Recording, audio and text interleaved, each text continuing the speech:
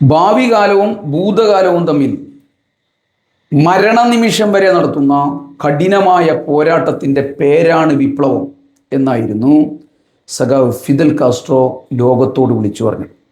സഖാവ് കാസ്ട്രോയുടെ ഈ വാക്കുകളേക്കാൾ വലിയൊരു ഊർജം, സത്യം, വസ്തുത മറ്റൊന്നും ഉണ്ടായിരുന്നില്ല. തൊട്ടടുത്ത് കിടക്കുന്ന സാമ്രാജ്യത്വ ഭീകരനായ അമേരിക്ക 630-ലധികം തവണ കൊലപ്പെടുത്താൻ ഗൂഢാലോചന നടത്തിയിട്ടും 11 അമേരിക്കൻ പ്രസിഡന്റുമാർ മാറി മാറി മാറി വന്ന് ശ്രമിച്ചിട്ടും തകർക്കാൻ കഴിയാത്ത വിപ്ലവ സിംഹമായിരുന്നു സഖാവ് ഫിദൽ കാസ്ട്രോ. ഒടുവിൽ സ്വാഭാവികമായ വാർദ്ധക്യ സഹജമായ രോഗങ്ങളാൽ ഈ ലോകത്തെ കാസ്ട്രോ വിട്ടുപിരിയുമ്പോൾ, നമ്മെ കാസ്ട്രോ വിട്ടുപിരിയുമ്പോൾ, ഇത് ലോക ചരിത്രത്തിലെ ഒരു ധീരമായ അവസാനമായിരുന്നു. ക്യൂബയുടെ വിപ്ലവ ശില്പിയായ ഫിദൽ അലക്സാന്ദ്രോ കാസ്ട്രോ റൂസ്, ലാറ്റിൻ അമേരിക്കൻ ചരിത്രത്തിലെ സൈമൺ ബൊളീവിയറെ പോലെ, ജോസോ മാർട്ടിയെ പോലെ അതികായനായ ഒരു ഉജ്ജ്വലനായ പോരാളിയും വിപ്ലവകാരിയുമായിരുന്നുവെന്ന് ചരിത്രം സാക്ഷ്യപ്പെടുത്തുകയാണ്.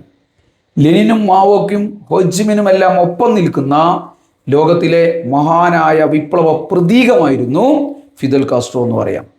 തൻ്റെ വിപ്ലവ പാരമ്പര്യം ഏറ്റെടുക്കാൻ ഫ്യൂഗോ ഷാവേസിനെ പോലെയുള്ള യുവ നേതാക്കളെ അദ്ദേഹം വളർത്തിക്കൊണ്ടുവരികയായിരുന്നു. 2008 പ്രസിഡന്റ് സ്ഥാനത്ത് നിന്ന് മാറിയപ്പോഴും തൻ്റെ ഒടുവിലത്തെ ശ്വാസം വരെ ആശയങ്ങളുടെ ലോകത്ത് അദ്ദേഹം നിരന്തരമായി പോരാടിക്കൊണ്ടേയിരുന്നു.